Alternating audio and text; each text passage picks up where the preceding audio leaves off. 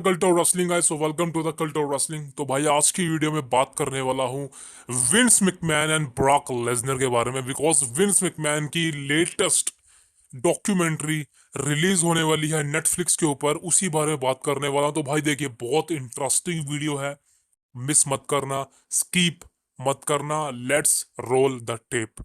देखिए, सबसे पहले बात करें विंस मैकमैन की, फॉर्मर WWE ऑनर, सीईओ, जो भी कह लीजिए भाई। एक तरह से विंस मैकमैन WWE कंपनी का मालिक था।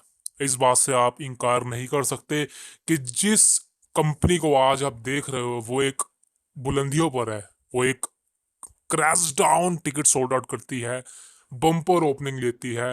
वर्ल्ड रेसलिंग एंटरटेनमेंट यानी कि WWE कंपनी, जिसको हम देखते हैं as a professional wrestling company, as a brand, उसको विंस मैकमैन ने ही बनाया है। इसके लिए विंस मैकमैन को एक तगड़ा हैट्स ऑफ देना बहुत ही ज्यादा जरूरी है। लेकिन इसी के साथ ही दोस्तों, विंस मैकमैन ने भाई खुद ही की जिंदगी को डिस्ट्रॉय किया है, ये बात से सब वाकिफ है। विंस मैकमैन ने ही खुद की जिंदगी खराब करी है, ये बात सबको पता है। Vince McMahon has ruled their life, his life, sorry, ये बात सबको पता है। और इसी के लिए नेटफ्लिक्स पर विंस कैनेडी मैकमैन की एक डॉक्यूमेंट्री काफी समय से बन रही थी, जिसको अब रिलीज करा जाएगा। आई थिंक बहुत ही जल्दी रिलीज होगी। पूरा हाईलाइट दे दूंगा जब वेब सीरीज आने वाली है। डॉक्यूमेंट्री, सॉरी, एक तरह से वेब सीरीज बोल दिया मैंने। तो सारा कुछ मिल जाएगा आपको हमारे चैनल पे। लेकिन आज की वीडियो में कुछ इंटरेस्टिंग टॉपिक्स हैं, हाईलाइटर हैं, क्या विंस मैकमैन की डॉक्यूमेंट्री में क्या क्या होने वाला है, सारी चीज़ों पर बात करने वाला हूँ। देखिए भाई, सबसे पहले मेजर टॉपिक पर बात करी जाएगी कि विंस मैकमैन ने डब्ल्यू कंपनी कैसे बनाई। वैसे तो विंस मैकमैन के बाप ने बनाई थी, लेकिन विंस मैकमैन ने उसको काफ़ी कम एज से संभालना शुरू कर दिया था, जिस वजह से विंस मैकमैन को तगड़ा श्रेय जाता है इस कंपनी के लिए। और सारी डॉक्यूमेंट्री में यही बात होने वाली है कि विंस मैकमैन ने पहले, आप समझते हैं ना जिस तरह से डॉक्यूमेंट्री बनाई जाती है, पहले बंदों के बारे में अच्छी बातें करी जाती हैं, उसको दिखाया जाता है कि भाई बंदा बचपन से कितनी मेहनत करता आया है, बाप के बाद बंदे ने कैसे अपनी कंपनी या किसी भी बिजनेस को संभाला है, वो सारी बातें इस डॉक्यूमेंट्री में करी जाएंगी। Same goes to others. और यही होगा इस डॉक्यूमेंट्री में भी, सारी बातें ऐसी करी जाएंगी।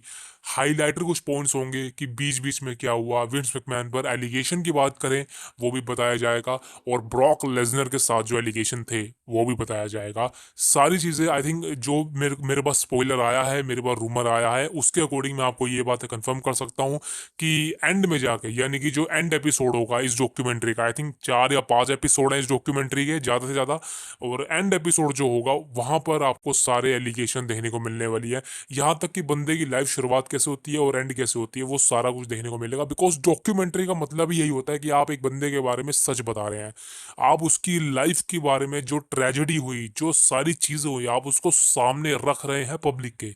झूठ नहीं, सारा सच। ये बातें बहुत ही ज्यादा जरूरी होने वाली है। और यही दोस्तों सारी चीजें आपको विंस मैकमैन की डॉक्यूमेंट्री में देखने को मिलने वाली हैं। ये हम सारा एक्सपेक्ट कर रहे हैं कि ऐसी चीजें ही हो जिस तरह से हम बात कर रहे हैं।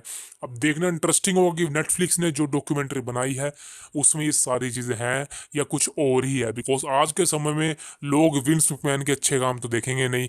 विंस मैकमैन ने कंपनी बनाई, कितनी मेहनत करी, रेसलमेनिया बनाया, ये सब लोगों को नहीं देखना। लोगों को देखना है कि विंस मैकमैन पर जो एलिगेशन लगे हैं उसके बारे में लोग क्या सोचते हैं, विंस मैकमैन खुद क्या सोचता है, और डब्ल्यू कंपनी के जो ओनर्स हैं, जो बैक स्टेज है, खासकर ट्रिपल एच और उनकी लड़की स्टेफनी मैकमैन, वो क्या सोचता है, उनका परिवार क्या सोचता है कि विंस मैकमैन पर जो एलिगेशन लगे हैं उनके ऊपर कितनी सच्चाई है, वो किस तरह से एलिगेशन को महसूस करते हैं। ये सारा कुछ आपको इस डॉक्यूमेंट्री में देखने को मिलने वाला है, जहां तक रूमर है। आफ्टर ऑल, जो डॉक्यूमेंट्री का आफ्टर मैथ होगा वो तो बाद ही पता चलेगा। बिकॉज डॉक्यूमेंट्री जब रिलीज होगी तभी पता चलेगा कि भाई इस डॉक्यूमेंट्री को देखने लायक है। बिकॉज देखने लायक तभी बनेगी जब आप बंदे के एलिगेशन भी दिखाओगे। बंदे की इमेज तो ठीक हो नहीं सकती अब। और वैसे भी विंस मैकमैन कोई नया लड़का तो है नहीं, लोंडा तो है नहीं, हीरो तो है नहीं जिसको आप पुश करोगे। वो एक ऐसी एज के अंदर है जहां पर बंदे रिटायर क्या सब एंड में पहुंच जाते हैं। तो भाई मैं सिर्फ ये कहना चाहता हूँ कि आप बंदे की पूरी लाइफ दिखा रहे हैं, उसके एलिगेशन भी दिखाइए। बिकॉज विंस मैकमैन एक कंपनी का ओनर, बिजनेसमैन, एक सेक्सुअल एडिक्ट, ये सारी चीज़ें उस पर लागू हैं, ये बात आप सब जानते हैं। This is the main topic. अब देखना इंटरेस्टिंग होगा कि भाई वाकई में ऐसी डॉक्यूमेंट्री है, बिकॉज अगर दोस्तों ये ऐसी डॉक्यूमेंट्री हो गई तो मैं सिर्फ एक ही बात कहना चाहता हूँ, ये डॉक्यूमेंट्री हिट हो जाएगी बिल्कुल।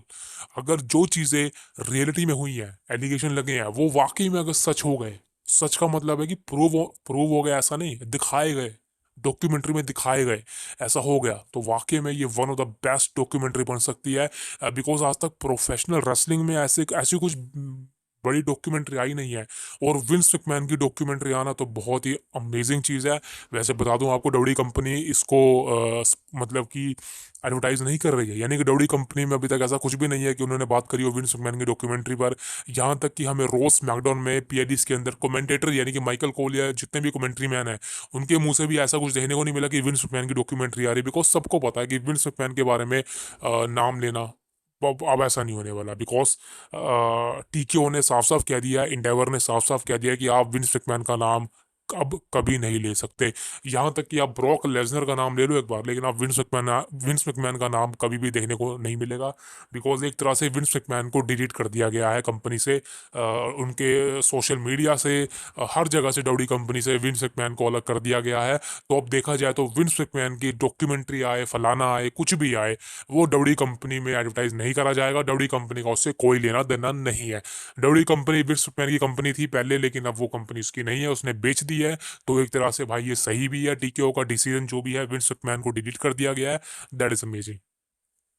अब दोस्तों बात करें तो बीस्ट ब्रॉक लेजनर की, तो देखिए भाई, क्या ब्रॉक लेजनर को भी इस डॉक्यूमेंट्री में एडवर्टाइज करा जाएगा? तो भाई यही मेन चीज है, क्या वाकई में ब्रॉक लेजनर भी आने वाला है?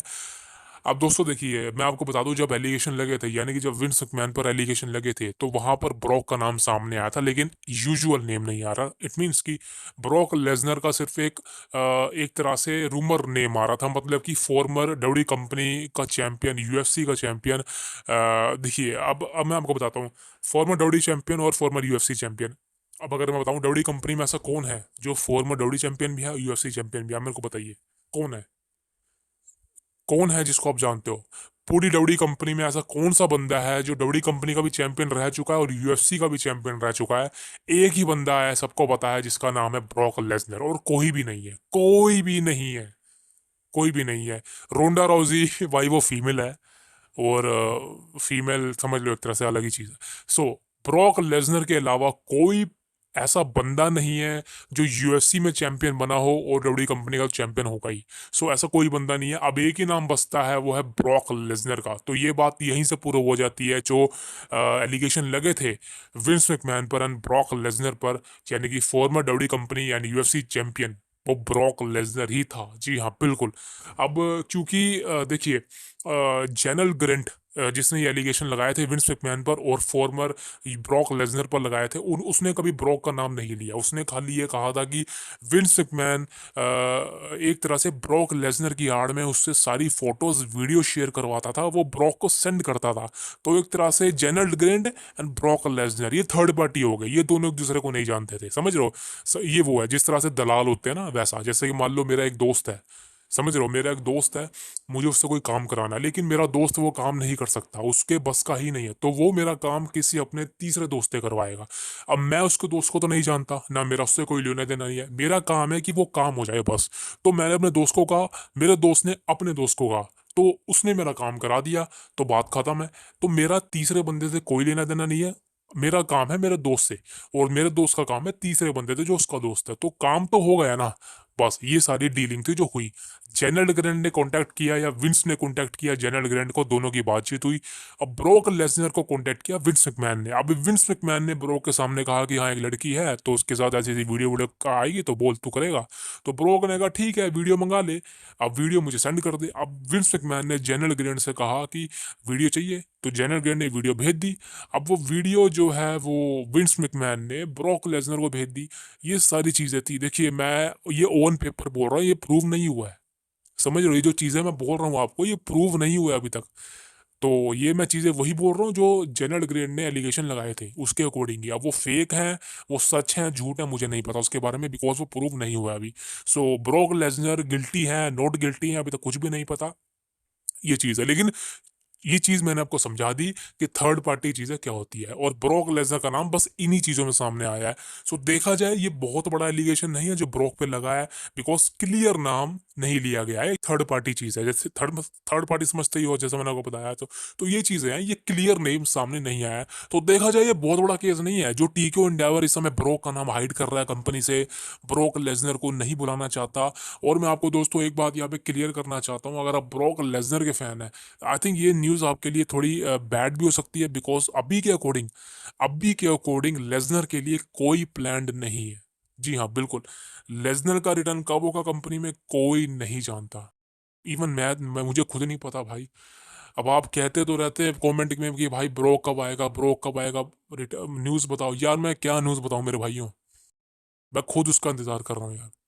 मैं आपको क्या न्यूज़ बताऊं कि लेसनर कब आएगा, बिकॉज कोई प्लान नहीं है। अब मेरा ऐसा काम, अब मेरे पास इतना टाइम भी नहीं है, और इतना मतलब कि इतना क्या बोलूँ बस मैं, कि मैं फेक वीडियोस बनाऊं आप सबके लिए। लेसनर आने वाला है, लेसनर, भाई मेरा कोई वो काम नहीं है। अपना बनाते हैं, एक वीडियो बनानी है, बढ़िया वीडियो, ट्रस्टेड वीडियो, आपको देखने में मजा आए। फालतू की न्यूज़ मैं नहीं देता। और थंबनेल में वही मिलेगा हमारी वीडियो में जो अंदर मिलेगा, date set. Fake thumbnail, custom thumbnail मैं बना सकता हूँ, कस्टम थंबनेल भी मैं बना सकता हूँ, और ऐसे तो थंबनेल मैं बना सकता हूँ आपको लगेगा कि ब्रोक आ गया एडिटिंग करके। लेकिन भाई अपना वो काम नहीं है। हमारा काम है सच बोल के काम करना, बिजनेस बनाना, दैट सेट। वही हम यूट्यूब पर कर रहे हैं। अब जितने लोग आना चाहते हैं हमारे साथ आएंगे, सब्सक्राइब करेंगे, वरना नहीं आएंगे, यही होगा। लेकिन एंड ऑफ द डे दोस्तों, ब्रॉक लेसनर के बारे में यही रिपोर्ट है कि लेसनर अभी फिलहाल नहीं आने वाला। बिकॉज देखा जाए, आपने डब्ल्यू कंपनी के शोज देखे हैं, रोस मैडोन देखा है, पीएलईस देखे हैं, लगता है देख के तो ऐसे लगता है कि लेसनर की जरूरत नहीं है।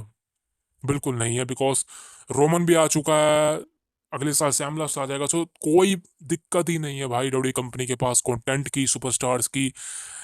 बिकॉज अब लेसनर की नीड नहीं है कंपनी को, खासकर ट्रिपल एच को। बिकॉज अगर विंस मैकमैन होता तो कब का लेसनर आ भी जाता। एक साल से ऊपर हो गया ब्रोक लेसनर को गए हुए, और अभी तक लेसनर का कोई अता पता नहीं है। बहुत सा रूमर आया कि रोयल रंबल में, रसलमेनिया में, समर स्लैम में, भाई आप सोच लो, आप अभी तक ऐसा कुछ भी चांसेस नहीं है। और रसलमेनिया 41 में देखते हैं उसके आसपास लेसनर का रिटर्न होगा या नहीं। लेकिन अभी के सिचुएशन के अकॉर्डिंग बताऊं तो लेसनर का कोई प्लान नहीं है, इवन लेसनर की तरफ से भी कोई प्लान नहीं है।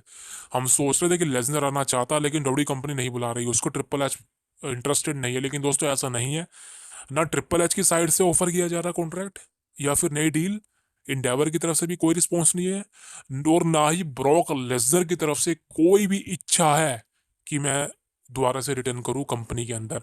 सो देखा जाए दोनों पार्टियों की तरफ से डोर क्लोज्ड है।